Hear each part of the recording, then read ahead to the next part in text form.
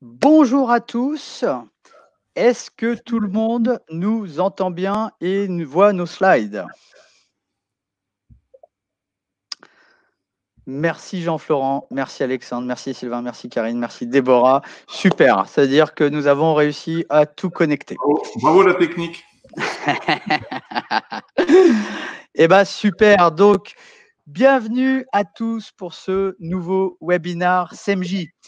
Et aujourd'hui, j'ai la chance d'être auprès d'un des experts SEO les plus reconnus en France, puisque je suis aux côtés d'Olivier Dufay.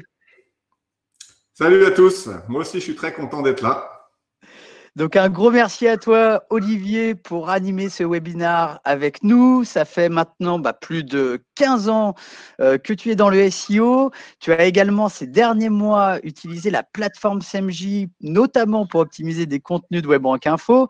Et l'idée de ce webinaire, ça va être quoi? Ça va être tout simplement que tu puisses nous partager à la fois ton retour d'expérience sur la plateforme SEMJ et puis des conseils, bien entendu, SEO, parce que tant qu'à faire, vu que tu es là, plus on a de conseils de ta part, eh bien, mieux on se porte. Alors, pour ceux qui ne connaîtraient pas toutes tes casquettes dans l'univers SEO, eh bien, je te laisse te présenter, Olivier.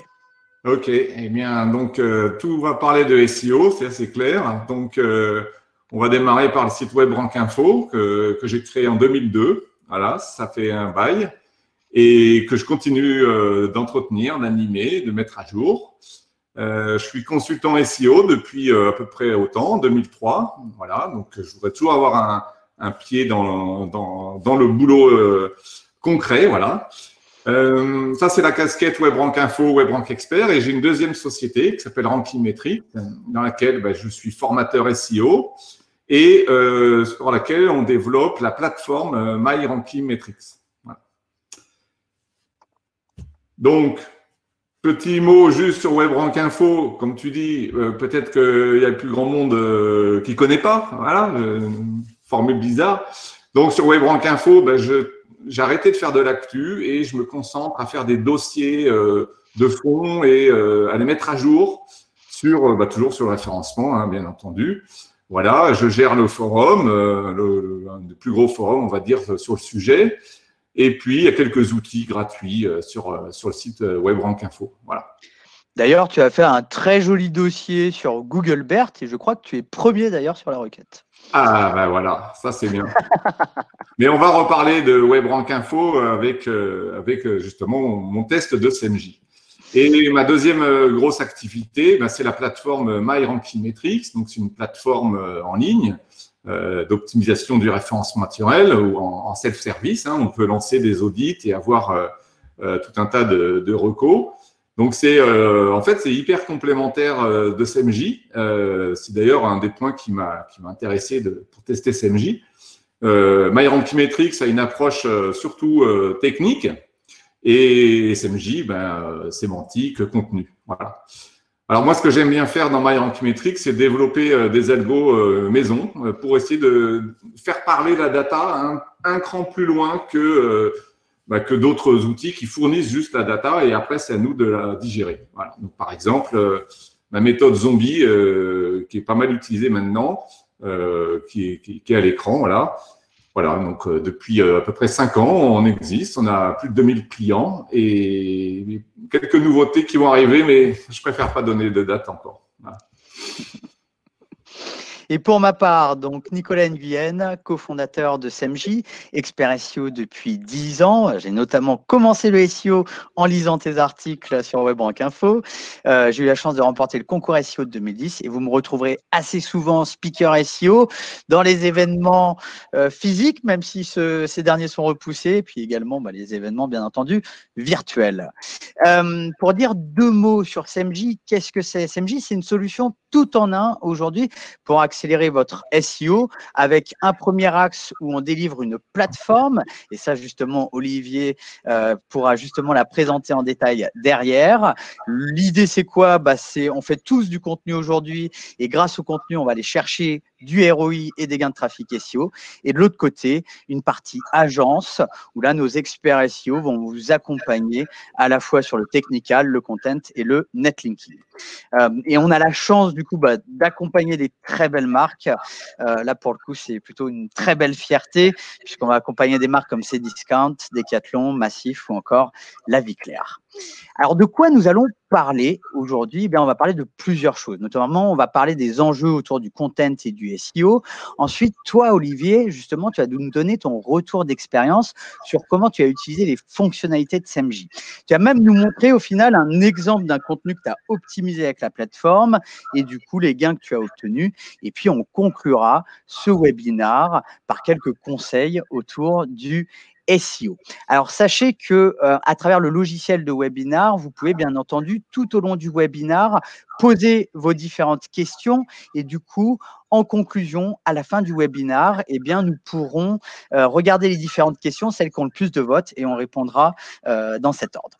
Donc, n'hésitez pas à poser des questions et à voter pour les questions que vous trouvez pertinentes. Alors, pour commencer, on va commencer par une vision de recul, une vision macro. Comme vous le savez tous, en SEO, il y a 3 gros piliers, technical, netlinking, content. À mon sens, il y a bien un pilier qui a pris une importance énorme sur ces dernières années, c'est le pilier du content. Pourquoi? Parce qu'il suffit de regarder les différents algorithmes et les différentes mises à jour d'algorithmes Google, par exemple Colibri, RankBrain, le AT en 2018, en 2019, dernièrement, il y a eu BERT. Google son travail de fond, c'est d'améliorer ses algorithmes pour toujours mieux identifier des contenus de qualité et des contenus pertinents. Et derrière chaque évolution et chaque changement, forcément, se cachent des très belles opportunités. Et donc, justement, le contenu de qualité aujourd'hui, c'est une opportunité pour aller chercher des croissances extraordinaires. Alors, ça, il y a plein d'entreprises qui l'ont bien compris, puisque le content marketing, justement, est en plein boom. Il suffit de regarder cette rapide courbe Google Trend, où on peut voir que rien que le mot-clé content marketing, sur ces dernières années, est en très forte hausse. Alors, le content marketing, bien entendu, c'est un contenu qui peut prendre plusieurs formats. C'est aussi un contenu qui peut aller chercher du trafic à partir de plusieurs canaux. Mais globalement, il y a une tactique considérée comme la plus efficace aujourd'hui en content marketing, c'est le SEO. Et donc ça, c'est une belle étude que je vous invite à aller voir, une étude de SEMrush sur The State of Content Marketing qui a été publiée il y a quelques mois.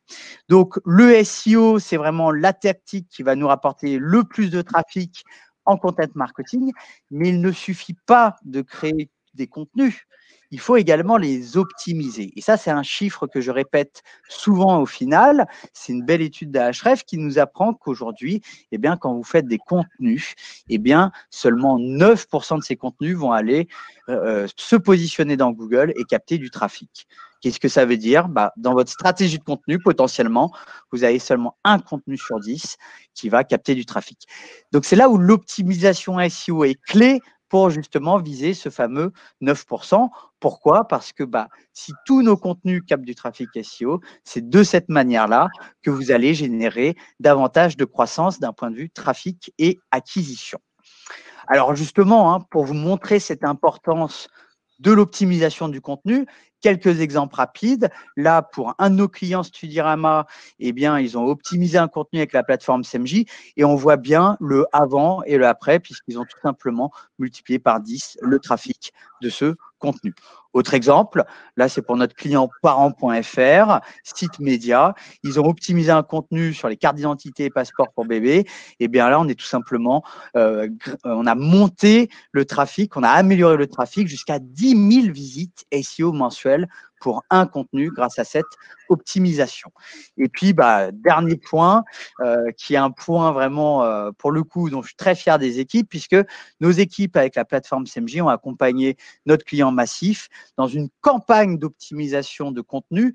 Et là, on est passé de la 25e à la 2e position sur le mot-clé complémentaire santé, qui est un mot-clé ultra concurrentiel.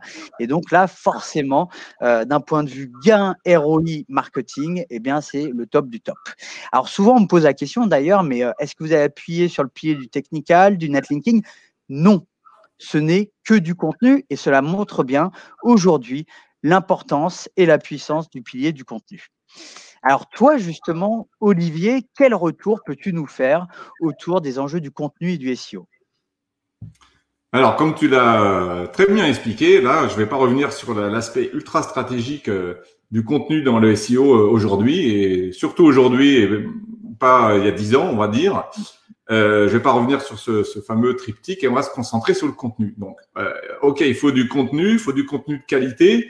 C'est-à-dire quoi? Mais en fait, aujourd'hui, Google il va nous demander un contenu d'une qualité énorme. Il y a une concurrence folle.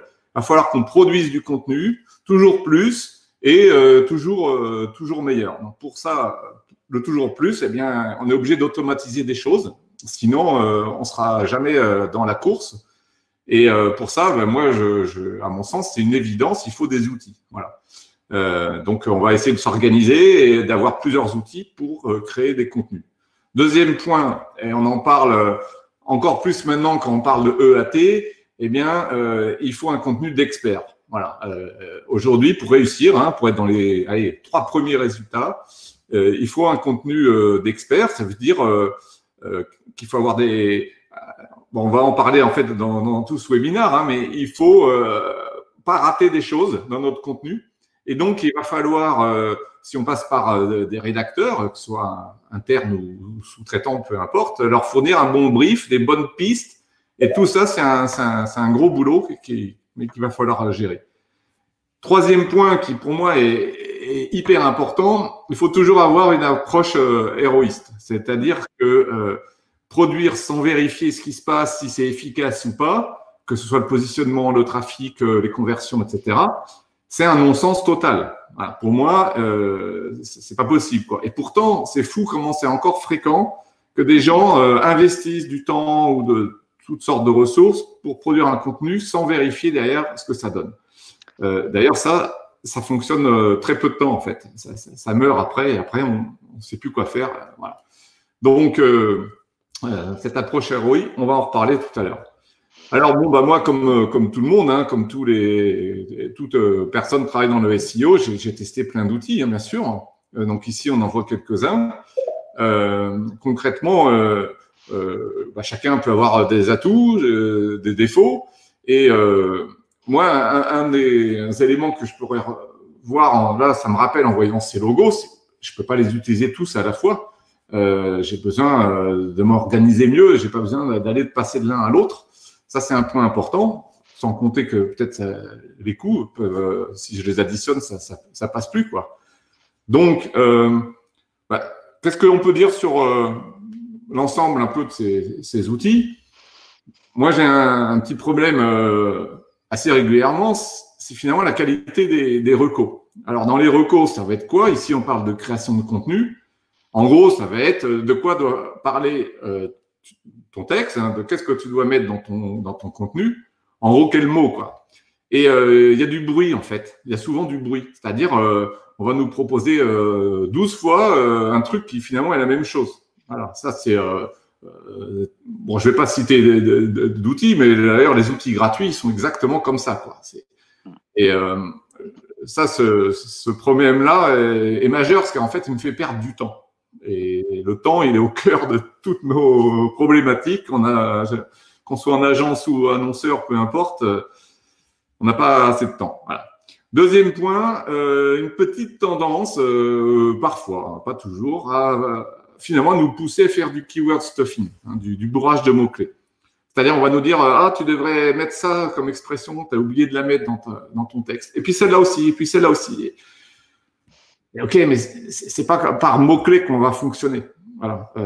Ça, je pense qu'on va aussi en reparler. Avoir une approche trop orientée mots-clés comme ça et se dire, ah oui, il y a ça et ça. Ok, mais ça veut dire la même chose. On n'avance pas. On fait que du stuffing, c'est pas bon ça. Et troisième point, eh bien, à peu près tous les outils que j'ai testés, j'espère ne pas me tromper, mais il n'y a pas de mesure des gains. Donc, si je travaille un contenu, je peux essayer d'aller voir dans Search Console, dans Analytics, etc., combien ça a rapporté, entre guillemets. Au passage, je préfère avoir le trafic et les conversions plutôt que de regarder le ranking sur un ou deux mots-clés. Hein. On va en reparler. Mais dès que je fais plus qu'un contenu, c'est plus possible. On ne peut pas s'organiser. Si j'en ai 50, je ne sais pas. Et ça c'est pas possible, quoi. Voilà. D'ailleurs, nous, en tant qu'agence SEO, avant même de créer la plateforme, idem, hein, on utilisait ces différents outils. Et là, je te rejoins complètement. La qualité des recommandations, elle est clé, mais notamment d'un point de vue rédacteur. C'est-à-dire, OK, je vais parler d'un sujet, mais de quoi parler? Et l'approche keyword stuffing, franchement, c'est même contre-productif. Les rédacteurs détestent. Et au final, du coup, aucun rédacteur utilise ces outils très souvent. C'est vraiment ça le sujet. En fait, c'est ça le déclic pour nous, c'était de dire, OK, on va aider les rédacteurs à faire un contenu intéressant pour l'audience. Et c'est en faisant un contenu intéressant pour l'audience que justement, on va pouvoir mieux ranker dans Google. C'est vraiment ça l'idée. Et c'est là justement où du coup, on a pu te présenter à toi, Olivier, justement, la plateforme SEMJ. Oui, ouais, je me rappelle, on s'était eu sur des salons et puis j'avais fait des petits tests. Justement, moi, ce qui m'intéressait, ce qui m'avait amusé le premier coup, déjà, c'était le côté ludique. Voilà, je l'ai réexpliqué dans un article quand j'ai expliqué que j'ai testé SEMJ. Et puis, toujours, il y a 3 points. Hein. Il y avait ça, il y avait le côté, on n'est pas orienté mots-clés, on est orienté sujet, hein, des topics. Vous devriez le savoir tous, ceux qui écoutent aujourd'hui, et ça fait très longtemps, depuis Colibri, je dirais, Google, il s'intéresse plus à des mots-clés, mais à des choses, à des entités, à des sujets. Et ce qui compte, c'est votre article, de combien, est-ce qu'il fait le tour du sujet? C'est pas une histoire de mots-clés. Et ça, c'est la première fois que je le voyais vraiment, entre guillemets, sérieusement dans un outil, et c'est ça que j'ai voulu tester. Voilà. Donc ici, on voit un écran tout simplement très sympa parce que ça regroupe l'ensemble de ce qu'on bosse dans SEMJ. Donc moi, là, je vois combien j'ai pu créer de nouveaux contenus ou mis à jour des contenus. Donc c'est les 2 activités. Les 2 sont intéressantes d'ailleurs. Voilà, on voit mes différents widgets avec la mesure des gains, comment on peut en dessous, comment on peut organiser le planning, etc. Et ça, c'est un point important d'ailleurs, parce que souvent en marketing, on a un vrai problème, c'est qu'il y a plein d'outils différents, avec des statistiques à droite, à gauche, j'ai les emails, j'ai la gestion de planning, etc. Et donc, du coup, on perd un temps fou à aller dans 40 outils différents. Ça, c'est un point qui est vraiment important. Ouais. Alors moi, juste rappeler un petit mot sur WebRank Info. WebRank Info, il y a le forum que la plupart connaissent. Il y a aussi à peu près, jusqu'à une certaine époque, j'avais 2000 articles. Aujourd'hui, j'en ai 600. J'en ai supprimé donc à peu près, je sais pas moi, les 2 tiers. Sur les 600 encore, j'ai supprimé parce que c'était pas à jour, c'était des vieilleries, etc. Et les 600, eh bien, ça en fait 600 quand même. Lesquels bosser, lesquels ont du potentiel encore malgré les 15 ans que j'ai passé dessus. Eh bien, ça m'a intéressé de le tester. Donc, ici, on voit une colonne avec quelques contenus, avec le score de contenu que SEMJ a attribué. Bon, ça, on va voir ce que c'est tout à l'heure.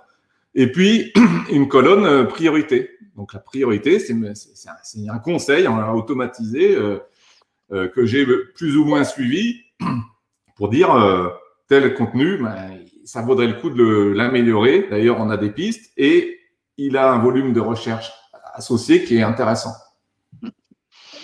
Ça, il y a un point qui est très important comme conseil que je peux vous donner, hein, c'est que souvent, quand vous planifiez une stratégie de contenu, on a tendance à penser création de nouveaux contenus.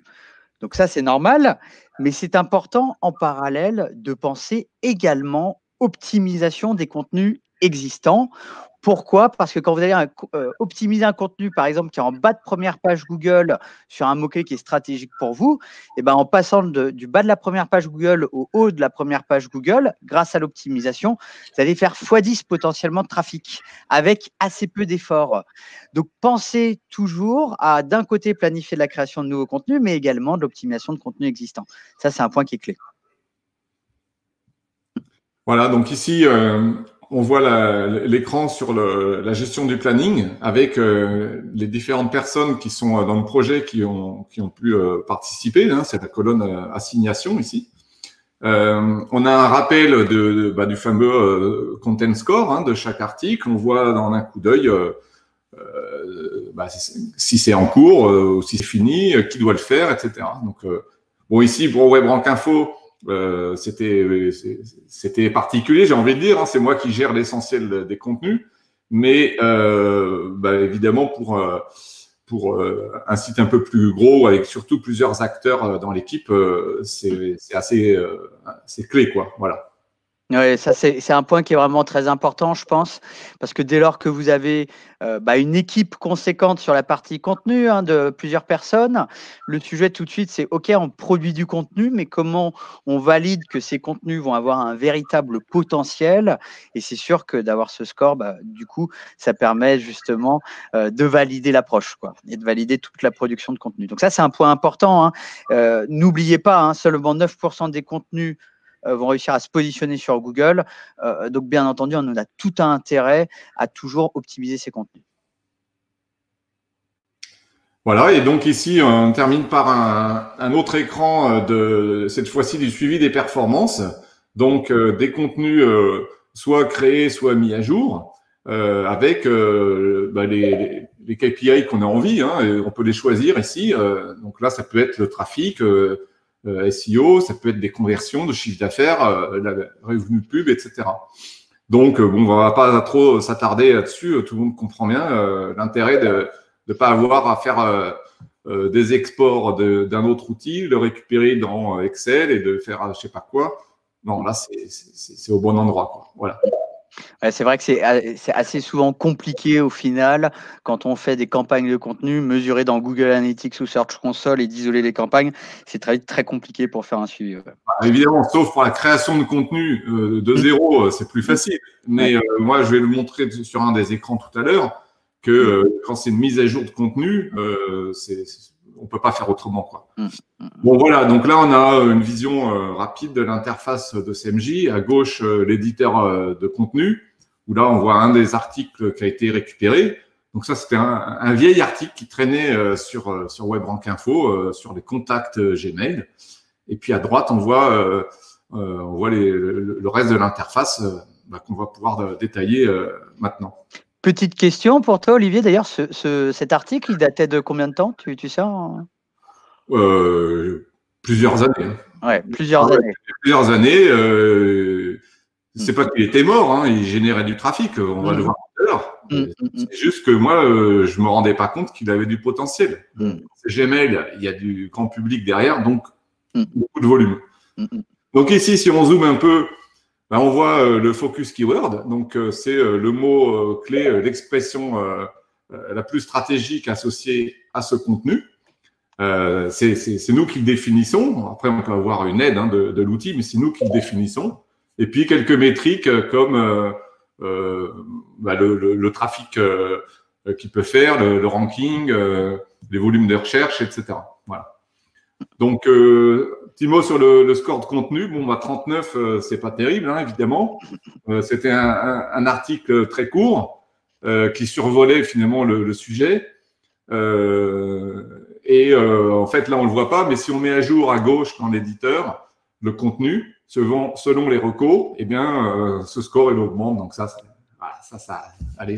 peut motiver, voilà, le rédacteur. Oui, on a plusieurs retours d'ailleurs de nos clients, hein, où justement les équipes de rédaction, du coup, en fait, se challenge entre eux pour atteindre le meilleur score, etc. Et donc, c'est vrai que ça donne un côté assez gamification, en fait, qui est plutôt très apprécié en général. Alors maintenant, sur le reste de l'onglet, enfin de l'écran, on voit 3 onglets. Le premier, là, c'est optimisation. Donc, il y a pas mal de choses apparemment qui sont à faire pour cet article. Et en bas, on voit qu'il y en a 2 qui sont bonnes. Donc, qu'est-ce qu'il y a là-dedans comme reco? Il y a une indication sur le nombre de mots à peu près qu'il faudrait essayer de viser pour être en page 1, tout simplement. Les fameux sujets qu'il faut aborder, on va voir ça tout à l'heure. Des questions, parce que ça vous a pas échappé, des internautes qui cherchent beaucoup par question maintenant dans Google. Donc, les inclure aussi dans notre contenu nous aidera à être présent dans les SERP. Puis ça a un côté aussi, je trouve, plus dynamique dans le contenu, c'est sympa. Et puis il y a aussi des aspects sur les titres, ok, mais le maillage, ça m'a plus intéressé. C'est de nous donner un rappel, n'oublie pas de faire du maillage interne, c'est tellement oublié par la plupart des gens. Et d'ailleurs, du coup, ce score de contenu, là, le content score, au final, est basé justement sur l'avancement de ces différentes recommandations. Voilà, donc ici, les fameux sujets à aborder. Alors, donc, j'en ai un peu parlé tout à l'heure. Google, il est plus basé sur des mots uniquement. Il essaye de comprendre, en fait, presque les concepts qui sont derrière, tous les sujets et sous-sujets. Il y a toute une arborescence, finalement, énorme. Et il va valoriser ceux qui abordent le sujet lié à la requête, en profondeur et de manière complète. Voilà, c'est ça qui est valorisé et c'est ça qui permet à des articles d'arriver en page 1 de Google. Donc ici, on a la liste des sujets. Donc là, comment ajouter un contact, comment créer un contact, importer, ça je l'ai déjà abordé, c'est pour ça qu'il y a une coche verte. Le carnet d'adresse Gmail, où est-ce qu'il se cache, comment je peux trouver ma liste des contacts. Donc ça, c'est des sujets qu'il va falloir aborder. Donc ça peut être dans les haches, ça peut être après à chacun de se débrouiller, mais et ici ils sont triés par volume de recherche décroissant des requêtes qui sont associées. Et puis on a quelques pistes, bon là ça se voit pas trop à l'écran, d'expressions de type longue traîne. Donc là on voit pas du tout que c'est longue traîne, mais à l'écran, mais là où il y a écrit nouveau ou adresse, eh bien en fait quand on met la souris dessus, on a plus de détails et ça fait comprendre quel genre de notions il faut traiter dans chacun des topics. Voilà. D'ailleurs, ça, c'est vraiment, j'insiste, c'est un point qui est vraiment très important aujourd'hui. C'est derrière un mot-clé se cache quoi? Se cache un grand nombre d'intentions d'internautes, plusieurs questions, plusieurs intentions. Et le but de votre contenu, quand vous allez former votre plan, c'est vraiment justement de quantifier les besoins de votre audience pour vraiment faire un contenu qui répond à l'ensemble de la demande de votre audience. Et c'est comme ça que vous allez faire un contenu justement qui vise la première position sur Google. Et d'ailleurs, en fait, ça me fait penser au nombre de fois où on dit il faut combien de mots pour 300 mots, 500 mots, 700 mots, 1000 mots. Et pourquoi on voit une espèce de surenchère et tout? Mais c'est tout simplement que le but, c'est pas d'atteindre le max. Le but, c'est de couvrir le sujet. Et si j'ai couvert le sujet, eh bien, je vais être félicité, entre guillemets, par Google. Comment je peux couvrir le sujet en 300 mots? C'est pas possible. Ben voilà, c'est tout. C'est pour ça qu'on arrive à des pages bien complètes, mais on n'y arrive pas par des espèces de bourrages et de répétitions. Et deuxième point pour compléter, justement, les questions. Les questions, c'est sympa, moi, je trouve. C'est un peu devenu une mode. On voit les FAQ qui arrivent dans les SERP. Donc, les questions, elles sont toujours triées par volume de recherche décroissant, comme d'hab, pour essayer de nous prioriser les choses. Le but, c'est évidemment de lister la question et d'y répondre derrière. Rien ne vous empêche d'utiliser, moi c'est ce que j'essaye de faire, les données structurées pour justement apparaître avec les FAQ. Et puis, la cerise sur le gâteau, c'est parfois de choper le feature snippet, d'arriver en position 0. Voilà. Ça, c'est vraiment, en effet, faut bien qu'on comprenne les évolutions actuelles. Les mots-clés de type question vont de plus en plus devenir importants. Donc, on est vraiment sur ce sujet de plus en plus d'un point de vue contenu, de questions de l'internaute et de réponses. Et on le voit bien, Google, du coup, s'adapte de plus en plus à ces évolutions. Exact, voilà. Alors, tout à l'heure, j'en ai dit 2 mots sur le maillage interne. Vous n'avez pas qu'un seul contenu sur votre site, vous en avez tout un paquet. Et il va falloir relier les contenus qui parlent des choses similaires, on va dire. Et donc, ici, l'outil va nous aider. Donc là, moi, je vois à l'écran, là, à l'époque où j'avais ce fameux score de 39, j'avais quand même fait des liens depuis 3 autres pages. On voit les coches vertes là, mais pas depuis d'autres pages. Et encore là, on en a que quelques-uns. On peut en afficher plus. Si je clique sur un des liens proposés, je vais me retrouver sur ma page. Je vais pouvoir confirmer que c'est intéressant de faire un lien vers le contenu que je suis en train d'optimiser. Donc, je le rajoute. Tant qu'à faire, je place le lien en plein milieu du contenu dito. Je varie l'encre, le texte de lien. Bref, je fais les choses comme il faut. Et puis, je reviens ici sur SEMJ et je clique sur le petit refresh là, parce que voilà, on est comme, tout le monde est comme ça. Hein, on a envie de vérifier. Oui, regarde, j'ai fait le boulot. Effectivement, hop, ça passe en vert. Voilà, toujours cette histoire de gamification. D'ailleurs, pour compléter cette partie-là, je voyais un sondage qu'a mené un SEO de Moz, justement, où il posait la question à toute sa communauté, quelles sont les tactiques SEO les plus efficaces, mais les moins utilisées au final. Et donc, les deux premières qui ressortaient, la première, c'est l'optimisation des contenus existants. La deuxième, c'est le maillage interne. Le maillage interne, franchement, c'est ultra puissant. Faites-le. Toujours. Ouais, franchement, c'est un conseil, vous verrez. Et puis, c'est très rapide, du coup, notamment quand c'est suggéré automatiquement. Alors, deuxième onglet, les concurrents. Alors là, dans les concurrents, moi, ce qui m'a intéressé, c'est deux choses. La première chose, ici, c'est la page 1 de Google. Hein. C'est les premiers résultats actuels de Google sur cette requête. Voilà. Donc, ça me dit qu'est-ce que Google aime en ce moment, qu'est-ce qu'il pense être le plus adapté à son client, qui est à l'internaute, pour cette requête. En gros, quelle est l'intention de recherche, la fameuse intention de recherche. Et donc, en un clin d'œil, bon, vous allez dire, je pourrais le voir dans les cercles. OK. En un clin d'œil, j'ai les contenus. Je peux cliquer dessus, aller les voir, aller m'imprégner du type de contenu qu'il y a. Et deuxième chose, en fait, sans aller quitter ici l'outil, on voit là avec l'exemple numéro 4 que je peux avoir un extrait, on va dire une espèce de sommaire, en gros la structure de hash du contenu de mon concurrent. Donc, ça me fait comprendre bien comment il a architecturé son contenu, éventuellement quelles idées, quels sujets, encore une fois, il a abordé. Et je me dis, ah bah oui, tiens, c'est pas bête, celui-là, je vais le mettre aussi, même si SEMJ l'avait peut-être pas vu. Et voilà, ça complète les choses. Allez, on laisse dérouler. Donc là, j'ai rajouté un peu de contenu, des captures d'écran, du texte, des questions, un côté très pratique pour ce genre de requête. L'intention de l'internaute, c'est d'avoir un peu des recettes. C'est comment faire pour faire ceci, comment faire pour faire cela. Donc, c'est comme ça que j'ai organisé le contenu. Et donc, on voit qu'ici, tout est presque au vert. Il manque quelques bricoles, là, 81 mots, etc. Pour moi, le nombre de mots, c'est un ordre de grandeur, donc ça me va.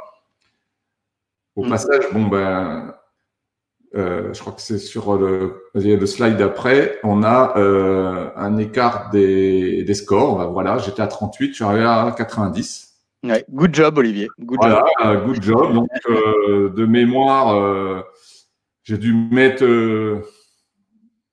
quelques heures, allez, on va dire, quelques heures. Parce que, j'ai voulu faire le top du top. Parce que tant qu'à reprendre un vieux contenu, j'ai pas envie d'avoir à le reprendre dans 2 mois. Je veux dire, tant qu'à en prendre un parmi 600, je voudrais qu'il soit super bien. C'est pour ça que moi, je voudrais un bon 90. Bon, j'ai mis 2-3 heures. Enfin, je sais plus. Ça fait quelques mois. D'ailleurs, voilà. Pardon. C'est ça qui est intéressant. Tout de suite, on voit sur l'onglet performance de ce contenu, celui qu'on a mis à jour. Qu'est-ce qui s'est passé? Donc, OK, on voit la courbe, mais ça a l'air bête comme ça, mais la barre verticale rouge, l'outil SEMJ ne l'oublie pas, quoi. C'est très bien que c'était le jour que j'ai cliqué pour dire, ça y est, le contenu, j'ai terminé de l'optimiser. Donc, visuellement, on voit la cassure. Heureusement, là, c'est dans le bon sens. Et deuxièmement, l'outil peut calculer des écarts, quoi, des pourcentages. Et là, d'ailleurs, nous, l'idée, c'est quoi? C'est vraiment l'approche, je prouve le ROI de toutes mes actions. Donc là, vous voyez du gain de trafic, ça peut être du gain de chiffre d'affaires si vous êtes en e-commerce, par exemple. C'est vraiment ça l'un des gros enjeux aujourd'hui en content marketing. Voilà, donc ici concrètement, je suis arrivé à 4000 visites par mois pour un article aussi bizarre et qui semblait pas si intéressant que ça et que j'avais donc, on va dire, oublié dans mon inventaire de contenu.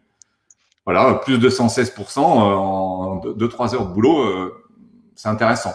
Voilà. D'ailleurs, sur cette partie optimisation, ce qui est important de prendre en compte, en fait, c'est que quand vous optimisez un contenu qui est déjà publié, bah, au final, on rajoute l'étape rédaction, mais toutes les autres étapes sont déjà faites, en fait. Parce que quand vous faites un nouveau contenu, potentiellement, il faut réfléchir au sujet, au titre, faut rédiger le contenu, il faut intégrer, il faut mettre des images, etc., etc., etc. Là, c'est juste la rédaction. Donc, c'est sûr que d'un point de vue ROI, cette partie optimisation, comme on peut le voir, elle est vraiment très intéressante. Alors, on a une autre façon de voir le succès d'un contenu. Donc ici, on va faire une petite exception. On va sortir de CMJ. Ça, c'est une capture de Ahrefs, je crois. Donc, on voit l'évolution du nombre de mots-clés positionnés dans le top 100 pour cet article-là, juste celui-là, selon Ahrefs. Donc, on était à peu près sur une tendance à 900 mots-clés, 900 requêtes en fait. 900, hein, c'est pas une. Hein, oubliez l'histoire. Une page se positionne sur une requête. Hein. Bon, donc 900 et on voit une énorme augmentation, surtout des positions 11 à 100. Impressionnante. Hein, on est passé à 2005, puis après ça s'est un peu tassé, mais pas forcément du trafic tout de suite. C'est normal. De 11 à 100, on est en page 2, page 3, page 4, et il se passe rien. On n'a pas de trafic. Mais déjà, c'est hyper bon signe. Ça montre que ce contenu sur de la longue traîne, il plaît et il va peut-être plaire de plus en plus. Alors pour moi, l'effet un peu temporel qu'il faut attendre quelques semaines. Dans certains cas, ça peut être même un peu plus long. Je pense que c'est que Google, il va nous tester en fait. Il va tester notre page et de plus en plus, il va nous la mettre en page 1 pour nous envoyer du trafic et voir comment les internautes réagissent dessus. Et s'ils sont effectivement satisfaits de leur visite, eh bien, ça va être confirmé, vous allez rester en page 1. Et de plus en plus de cas. Et donc ici, on voit que maintenant, je suis passé à 2000 mots-clés quasiment positionnés juste sur cette page qui a, entre nous, rien de vraiment exceptionnel, mais voilà, j'ai fait ce gap comme ça.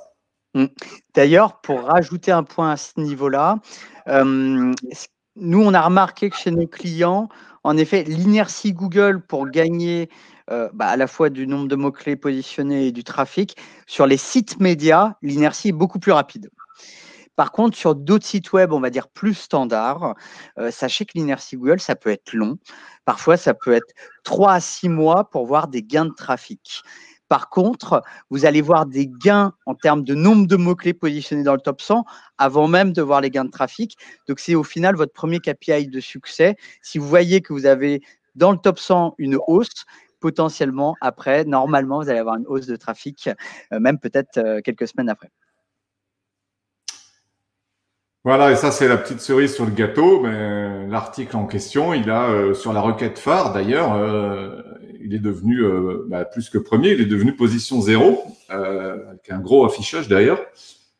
Donc ça, voilà, c'est ça aussi qui augmente le trafic. Et avant, j'avais rien de tout ça, quoi.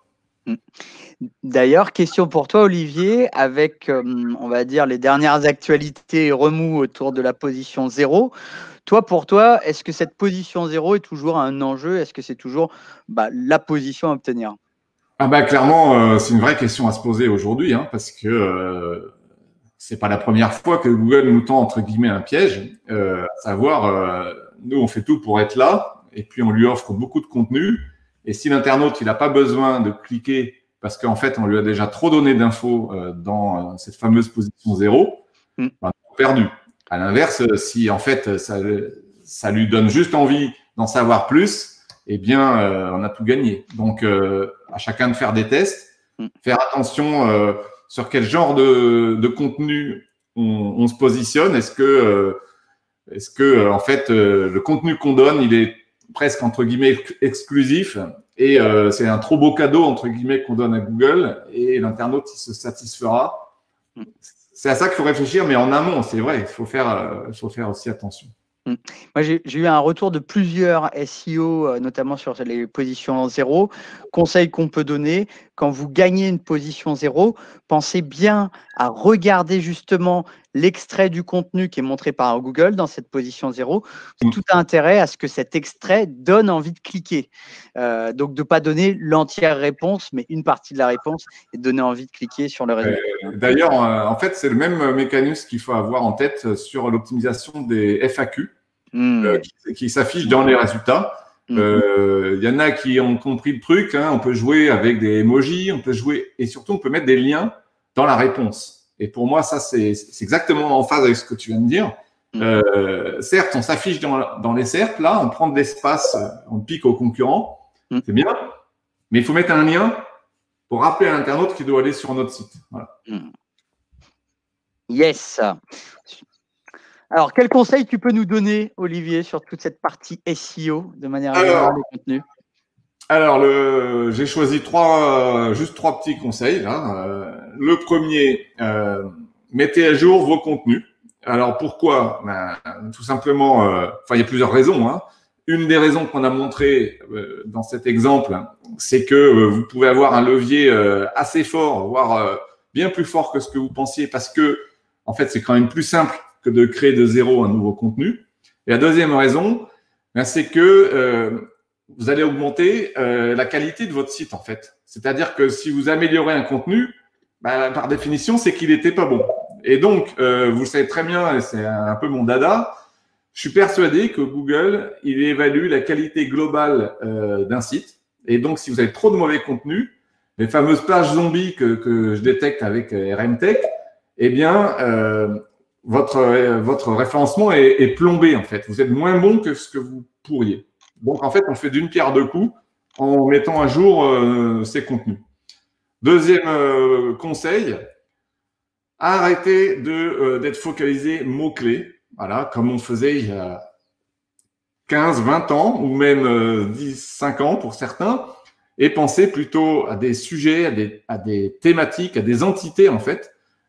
Une façon de résumer ça, mais c'est même penser à l'utilisateur. Mais ça fait idiot de dire penser à l'utilisateur, ça fait un peu le gars qui dit exactement comme Google. Voilà, Google nous dit ça depuis 20 ans. En fait, ça n'a jamais été aussi vrai qu'aujourd'hui. Et ça passe par oublier ces histoires de mots-clés et penser qu'est-ce qui intéresse l'internaute pour ce sujet. Je voudrais être complet sur ce sujet. Il ne faut pas qu'il ait besoin d'aller ailleurs. Et c'est comme ça que je serai premier. Voilà, ça, ce serait mon deuxième conseil. Et le troisième, je sais, je l'ai déjà dit, mais le troisième, en fait, c'est pour que vos efforts fonctionnent, mais surtout dans le temps. C'est-à-dire, il va falloir mesurer les résultats pour pouvoir prouver à votre N+1, à votre client, ou éventuellement à vous-même, hein, pourquoi pas si c'est vous seul qui menez le bateau. Et donc, pour pouvoir continuer et voir si pour vous, mettre à jour un contenu, c'est plus rentable ou moins rentable que d'en créer un nouveau. Mais en tout cas, d'avoir de quoi parler, d'avoir de quoi prouver que ça a été efficace. Voilà, c'est simple, c'est ça qui fera que ça continuera et que vous en ferez d'autres. Et donc, votre trafic, il progressera. Oui. D'ailleurs, il y a, dans la belle étude de SEMrush, il y a 2/3 des entreprises qui déclarent augmenter leur budget en content sur 2020, et bien clairement, en montrant des belles performances et des belles croissances, c'est notamment de cette manière-là que vous allez pouvoir avoir plus de budget sur ces sujets, quoi. C'est sûr. Eh bien, un gros merci à toi, Olivier, pour ces conseils. Tout au long de ces derniers mois, on a beaucoup échangé sur SEMJ. Tu nous as d'ailleurs donné beaucoup de feedback. Ça, je tiens à te remercier. Okay. Nous, notre ambition, c'est vraiment de faire tout simplement la plateforme tout en un, la meilleure sur tous ces aspects. Et donc, notamment grâce à nos échanges et grâce à tes feedbacks, eh bien, on a pu notamment planifier des très belles évolutions sur SEMJ. Alors, je vais en communiquer quelques-unes. Il y en aura bien plus, bien entendu, à venir. Mais déjà, sur cette partie optimisation de contenu, sur les prochaines semaines, on prépare une très belle mise à jour justement sur les recommandations sémantiques pour aller encore beaucoup plus loin. L'idée, c'est quoi? Nous, c'est que on souhaite que quand un rédacteur arrive et vise un mot-clé, qu'il puisse former son plan de rédaction le plus vite possible. Et là, on va faire une très belle évolution à ce niveau-là. Donc, on a hâte de pouvoir vous la montrer. Ensuite, sur la mesure de performance, eh bien, on a parlé de différents sujets, mais notamment, on va rajouter le suivi de position, parce qu'il y a quand même aujourd'hui beaucoup de SEO qui cherchent bien entendu à suivre ces positions, et également le suivi de nombre de mots-clés positionnés dans le top 100, parce que comme on disait, là on montrait un screenshot à Href, et un des gros enjeux chez SMJ, c'est de faciliter au final le travail, tout simplement en regroupant tout dans une solution tout en un. Et puis, dernier point qui est très important, quand vous planifiez votre stratégie de contenu, eh bien, il y a de la création de nouveaux contenus et de l'optimisation de contenus existants. Et nous allons lancer à terme un nouveau module pour suggérer des idées de nouveaux contenus. Bonne idée. Et ça va être forcément un gros sujet très intéressant à vous montrer. Donc, si vous souhaitez en savoir plus sur le content, sur le SEO, n'hésitez pas à aller télécharger les autres webinars ou les autres livres blancs sur le site de SMJ. D'ailleurs, il y a un super livre blanc qui explique les évolutions et les mutations du SEO, où d'ailleurs, Olivier, tu nous fais un joli témoignage et une très belle analyse sur le sujet. Bien entendu, si vous n'avez pas, vous, encore la plateforme SMJ, n'hésitez pas à nous faire une demande de démo pour qu'on puisse justement vous faire une démo personnalisée par rapport à vos enjeux, que vous soyez un annonceur dans l'e-commerce ou tout type de site web. Eh bien, sachez que le contenu, aujourd'hui, c'est un très gros levier de croissance. Donc, je tiens à vous remercier tous pour votre attention, puis surtout un énorme merci à toi, Olivier, pour tous tes retours. Et puis, je vous propose maintenant toute une série d'échanges autour des questions que vous avez pu vous poser pendant le webinaire. Donc, sachez que vous pouvez voter pour les questions, vous pouvez en poser des nouvelles. Je vois que nous avons une très longue série de questions, donc peut-être nous ne pourrons pas répondre à toutes les questions, mais dans ce cas-là, nous reviendrons vers vous par mail. Là, nous allons en sélectionner quelques-unes pour les quelques 10 minutes qui nous restent. Et comme ça nous permettra aussi d'avoir l'avis d'Olivier sur ces différentes questions. Alors, je commence par une première question. Alors, attendez, je vois que les questions défilent. Alors, première question, est-ce que cette question s'affiche pour tout le monde? Voilà. Alors, en e-commerce, comment mesurer les gains de chiffre d'affaires d'un contenu d'une catégorie de produits? Olivier, là-dessus, est-ce que toi, tu vois un élément de réponse? Alors, on pourrait mesurer les internautes qui sont passés sur la catégorie et qui ont, à la fin de leur session, tout simplement acheté. Donc, je pense que dans Google Analytics, l'indicateur Page Value, il pourrait aider parce que on va partir du CA qui a été généré et on va le répartir sur tous les endroits où sont passés les gens. Et donc, s'ils sont passés par la catégorie qu'on a travaillé au niveau contenu, eh bien, on devrait voir son page value augmenter suite à nos optimisations. Oui, tout à fait. Dans Google Analytics, pour être très précis, vous allez dans les pages de destination, les landing pages, vous mettez bien entendu le segment organique, et donc là, vous allez pouvoir voir au final le chiffre d'affaires attribué à chaque landing page. Et donc, c'est quoi ces landing pages? C'est le premier clic depuis Google. Donc, vous allez voir si vous avez créé par exemple un guide d'achat, s'il a attiré 10 000 visiteurs, et vous allez pouvoir voir aussi qu'il a généré en direct, par exemple, 2 000 € de chiffre d'affaires mensuel, par exemple. Donc, en effet, dans Analytics, c'est possible. Au passage, ça peut même fonctionner pour des sites qui ne sont pas en e-commerce, à condition qu'ils aient attribué une valeur à leurs objectifs. Tout à fait. Alors ensuite, il y a plusieurs questions. Là, c'est plus directement sur la plateforme.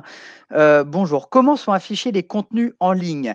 Est-ce aspiré du site web ou faut-il tous les saisir à la main dans l'outil? Eh bien, Thomas, pour apporter directement un élément de réponse, en effet, hein, si on devait copier-coller les 1000 contenus de son site web, eh bien, on pourrait y passer des journées et des journées. Et en fait, ce que va faire SEMJ pour faire gagner du temps à tout le monde, eh bien, SEMJ va scanner les différents contenus, notamment à travers Search Console. Vous avez juste à plugger au final Search Console et donc derrière, SEMJ va scanner ces contenus, vous pourrez les importer facilement. Donc du coup, et puis au-delà de scanner les contenus, il va aussi les récupérer pour les analyser. Et donc du coup, derrière, grâce à l'éditeur, vous pourrez directement les éditer. L'idée, c'était vraiment, bien entendu, de vous faire gagner du temps à tous. Alors, ensuite, je vais essayer de trouver une question qui est plus SEO. Alors, c'est beaucoup de questions sur la plateforme. Alors, là, il y a une question pour toi, Olivier. Est-ce qu'un gain de trafic a été vu sur l'article, particulièrement dès qu'il est apparu en position 0? Ou est-ce qu'au contraire, le trafic a diminué depuis cette position 0, car une partie du contenu est déjà dans la SERP? Alors, pour être hyper honnête et transparent, je ne surveille pas assez 100% de mes contenus, peut-être à la granularité qu'il faudrait. Donc, je n'ai pas eu assez de réactivité, je pense, pour détecter ça. J'aurais voulu répondre à une autre question, c'est que l'article il a déjà tellement augmenté le trafic avant d'avoir la position 0, ça je le sais, que j'étais déjà content d'avoir gagné le job, quoi. Après, c'est vrai que là, la question elle est pile sur la position 0. Pour cet article-là, je ne l'ai pas assez mesuré. Voilà, donc transparente. Très bien. Ensuite, alors, il y a plusieurs questions, notamment, je vois sur la partie prix. Pour la partie prix, ça dépend notamment de la volumétrie, au final, de contenu que vous produisez ou que vous avez déjà produit. Le mieux, c'est le plus simple, c'est vous faites une demande de démo sur le site web de SEMJ. Comme ça, justement, derrière, nous pourrons justement définir cette partie avec vous. Alors, ensuite, en autre question, j'ai une question sur le content score. Sur quoi se base le score? Car si c'est une comparaison de la concurrence, c'est normal au final que WebRank Info sorte avec des super scores, sortant premier lui-même un peu partout. Alors là, je vais répondre directement parce que là, c'est la partie fonctionnelle de SEMJ. Le content score du contenu que vous avez pu voir, eh bien, en fait, c'est quoi? C'est simple, c'est un score de 0 à 100 qui vous permet, par rapport à un mot-clé, de comparer votre score d'optimisation de contenu avec ceux des concurrents déjà positionnés sur la page Google. Donc, ça veut dire quoi? Ça veut dire que si vous visez un score de 100 sur 100, eh bien, vous avez le meilleur contenu pour votre audience et pour Google. C'est aussi simple que ça. Il n'y a pas de sujet, ce n'est pas un score autour du netlinking ou du technical, c'est un score vraiment sur le contenu. Enfin, au passage, j'avais 38 de score. Donc, en plus, il y a quelqu'un qui pense que j'ai 100 quoi qu'il arrive. Malheureusement, c'est pas le cas. Donc, là, ce qui était intéressant, c'était de choisir un article parmi plein qui n'était pas assez bon et qui, au passage, faisait un trafic très, très faible. Hein. Et voilà. C'est seulement après qu'il est monté, ouais.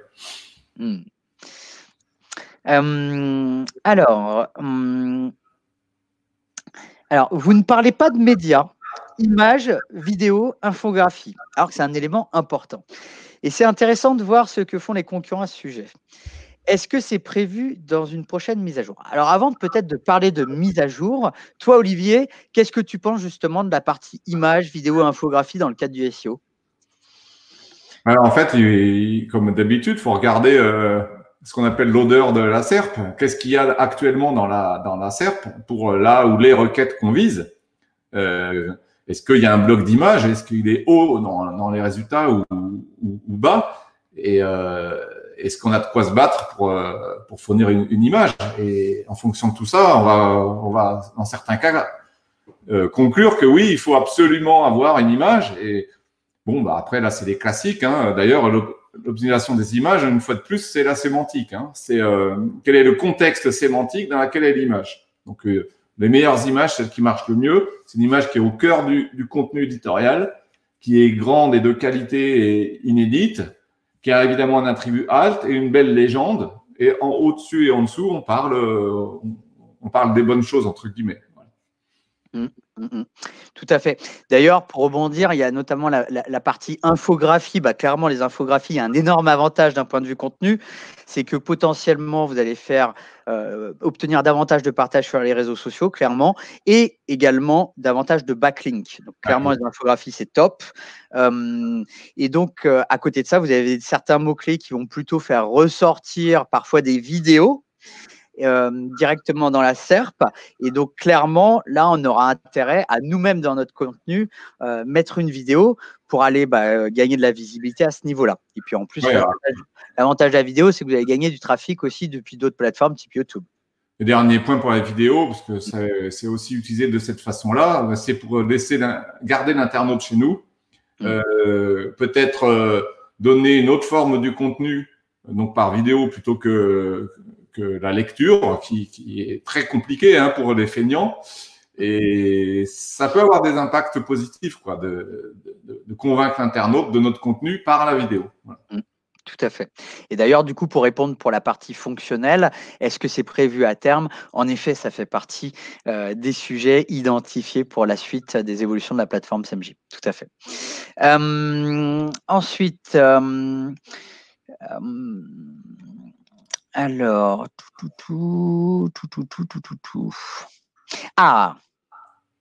alors, question très intéressante. Là, on a beaucoup parlé de contenu. Alors, c'est vrai que les contenus, ça peut vouloir dire plusieurs choses. Donc là, quand on parle de contenu, est-ce qu'on parlait au final que d'articles de blog ou est-ce que ça concerne aussi d'autres types de pages, par exemple une fiche produit e-commerce, une page qui présente des services, etc., etc. Toi, à ton avis, Olivier, est-ce qu'il est intéressant d'aller optimiser, par exemple, au-delà des purs articles de blog, une page de contenu service, une catégorie produit, une fiche produit e-commerce? Alors, présentation de service oui, c'est tout à fait possible. Présentation de la société ou page d'accueil, c'est plus difficile. Après, page d'accueil, ça dépend complètement du type de site. Il y en a pour lesquels la page d'accueil, elle est absolument incontournable.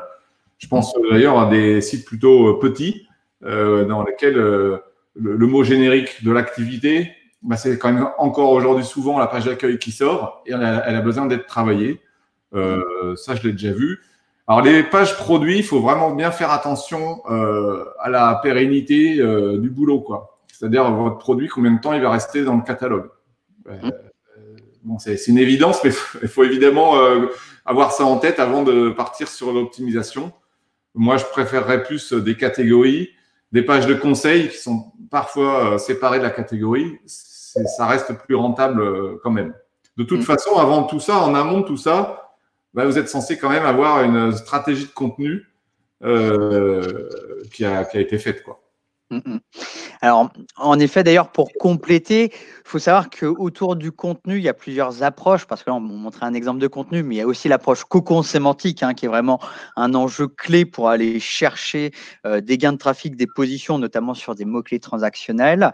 Et à côté de ça, il faut savoir qu'on a plusieurs clients qui ont optimisé des fiches de produits e-commerce et qui captent un trafic de dingue directement sur ces fiches produits parce qu'elles se positionnent directement en première page sur le mot-clé. Et comme disait Olivier, par contre, si vous avez optimisé une fiche produit, faites bien attention à vos stocks e-commerce, puisque même si vous êtes à rupture de stock, eh bien, il faut faire en sorte que la fiche produit continue, bien entendu, de se positionner en première page. Et là, on a des résultats assez dingues, puisque une fiche produit, par essence même, elle fait un meilleur taux de conversion et donc un meilleur chiffre d'affaires. Donc, si vous la positionnez bien, c'est extrêmement intéressant. Alors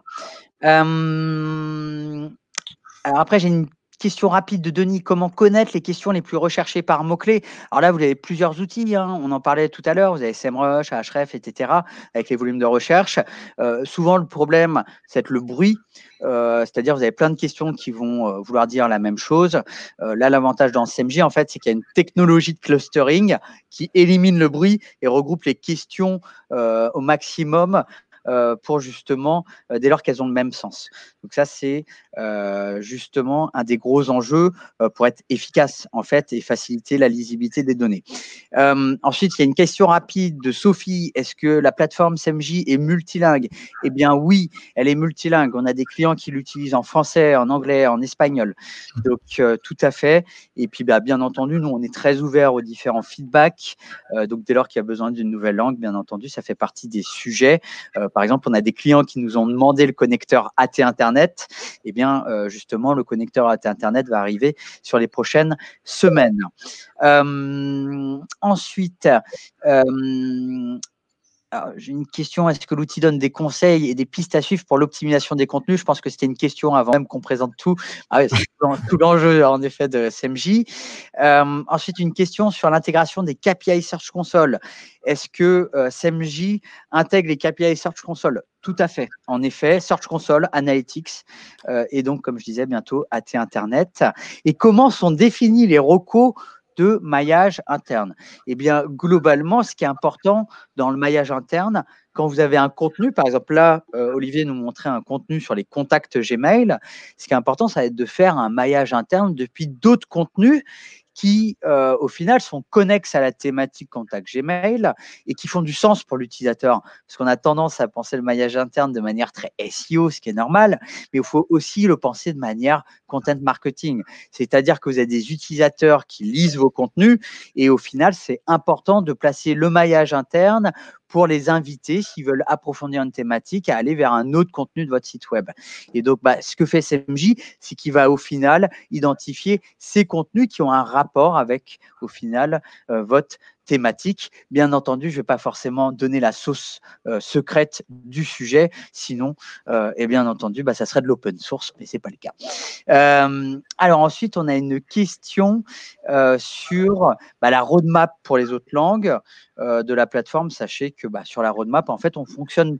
Nous, notre fonctionnement, il est très orienté feedback des clients. Globalement, par exemple, Olivier nous a fait plusieurs feedbacks autour de la plateforme. Donc, on regroupe tous ces feedbacks et on voit qu'à un moment donné, il y a des feedbacks qui concernent de nombreux clients.